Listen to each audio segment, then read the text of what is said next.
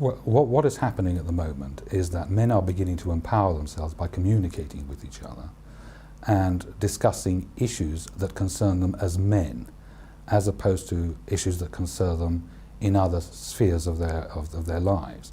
Men in the past have tended to discuss issues which do not relate to themselves in terms of themselves as men. They will talk about the economy, they'll talk about the war on drugs, the war in Iraq, they'll talk about everything under the sun except themselves.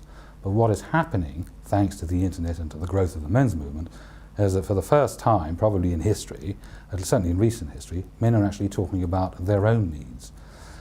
What we are accustomed to in the Western world is women looking at issues, at all issues which affect them as women rather than as individuals or as people.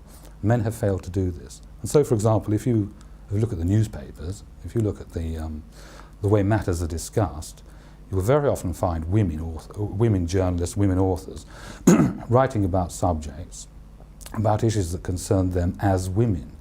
You never see men writing about those issues in the same way. But that's now beginning to change. The second reason is that so many men have now become alienated from their own societies for one reason or another, often because, well, perhaps they've lost access to their children, perhaps they've been sent to prison for some trivial offence like smoking cannabis, perhaps they feel alienated because they've been discriminated against in the workplace, where women have been promoted ahead of them simply on the basis of their gender.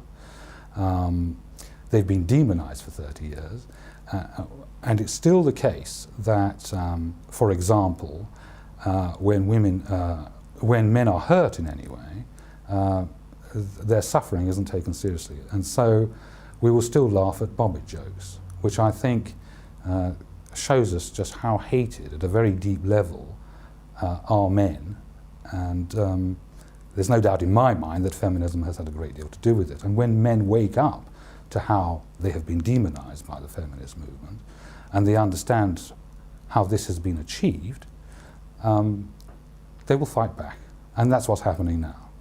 Do you think that something in the nature of men makes it more difficult for us to work together, for men to work together to achieve, not in terms of general teamwork, but in terms of forming societies like mankind or contributing to this sort of effort? Yeah, do you think that something about men makes it more difficult for that to happen than with women and their charities, which seem to be so numerous? Yeah, I wouldn't disagree with that. I find it quite strange with men. If you get them into what I call a military situation where they've got to take orders and all that, I mean, they're unbeatable, because they do work as a band of brothers, you know what I mean? They'll look after each other's back, and they will fight as a good team. But it would seem that when it's fighting for women's rights, as when I was down the visitor centre, when I ran that for the first year, and I had this couple came in, and I don't know, she was giving him a bit of a nagging, and this bloke turned around and he says, "There's no doubt about it," he said, "you ever go at a bloke," he said, "he's on his own," he said, "you ever go at a woman," he said, "and she's got the world behind her." Why do you think men don't see themselves, or haven't up until recently seen themselves as men? They'll see themselves as Muslims or as a part of a religious group or a colour or a race, but never as men themselves. Because they're not allowed to talk about it. They are in private, but as you probably, I mean, men in private rarely talk about their emotional states, you know, the monosyllabic when they talk about their intimate relationships. But once again, men have not been allowed to air their views, their complaints, their worries in the mainstream media for a long time. And so they haven't developed a consciousness of themselves as men. You know, women see the way, look at the world in a completely different way than do men. Men externalize the world, if you like. They almost don't see themselves as a part of it. They see the world in terms of statistics, numbers. They see the world in terms of different groupings, blacks, whites, but they don't see themselves as men. They're conscious. They don't have a consciousness of themselves as men. You can see this, for example, well, there are many examples, but one that comes to mind is the fact that they don't look after their health very well. Men tend not to go to the doctors as often as do women, because men are not thinking of themselves. It's something that they're unaccustomed to thinking about. Men have been brought up, at least certainly when I was a lad, brought up to think of just about everything accept themselves. And of course, you need men to think in this way if you're going to send them out to do hard, onerous jobs, if you're going to send them out to war. And a man who goes out to war values his country more than his life. And that's how men have been brought up. And women also do very well in making men forget that they are also human beings. Fathers' movements right the way across the world have never managed to establish themselves as a coherent, powerful source of opposition. Unlike the feminist movement, women are far better than men in networking and organising and working with each other, particularly over emotional issues.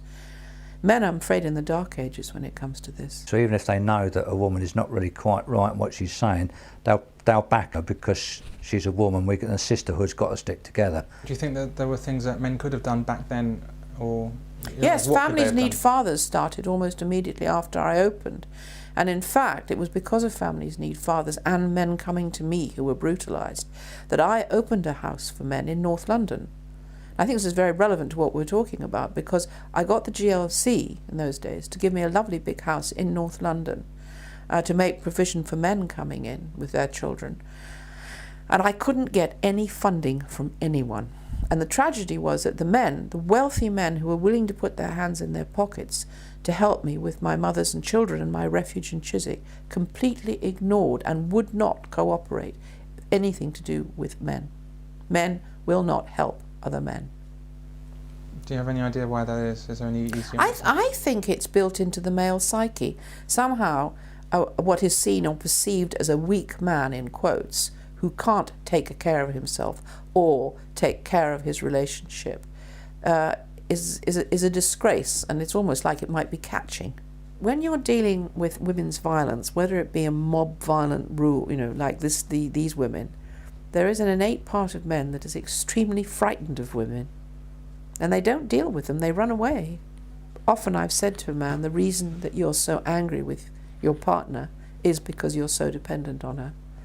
And this is often why I think men don't take responsibility for anything to do with this movement. They don't get together, they don't negotiate with lawyers, they don't en masse say, we're not putting up with this. Do you see that changing at all, or do you think it's just a constant? I think men have to learn to change. I think women are infinitely malleable and changeable. Maybe it's a biological imperative in women because they create the conditions to have their children safely and to bring them up. But there seems to be, if you put, an example is, when I opened the refuge, it was a 2 up, 2 down outside lavatory, and within a matter of months, there were 56 mothers and children in that tiny place. And to watch them organise it, the feeding, the cooking, the washing, the cleaning, they did it all. I just used to come in and be there. The night I opened the men's house, which was actually a much nicer house in North London, and took in the first men, what the men did, which was so dispiriting, because I was expecting them to do what the women did. They just merely moved themselves into different rooms, shut the doors and refused to come out. They didn't cooperate with each other, they didn't help each other. The only thing they were willing to do was to pick up the phone if it rang so they could give advice. When it comes to men's groups, unless we was able to form them into a new model army, I think it's very difficult because a lot of them seem to want to do their own thing and work as individuals rather than work as a team. And until men start to work as a team, we're not going to get anywhere. We've got to work as teams. First of all, we've got to start to talk to men about taking responsibility for the future of their lives in relationships. It can get down to some very simple things with men. I mean, how many men in a relationship take any responsibility for buying Christmas cards? None. They let their wives do it, or their partners do it. Buying presents, they let their wives and their partners do it. Any responsibility for relationships. And I remember giving an impassioned speech somewhere in the world, and I was talking about what I call women as terrorists, because women in relationships tend to behave like terrorists. A lot of the violence is subterranean. And I walked out afterwards, and I'd said impassionately to the men who were there, why is it that you let this happen? I remember this man coming up to me and he said, you'll never understand the nookie principle. I said, what do you mean? He said, well, if I go home and even discuss with my wife that men could be victims. I don't get any sex for weeks. There's a lot to do with that, and it's the intimidation of men. I mean, what is it about men who are supposed to be so much more violent than women, that when it comes to revolutions, in terms of protecting themselves and their children, they're wimps?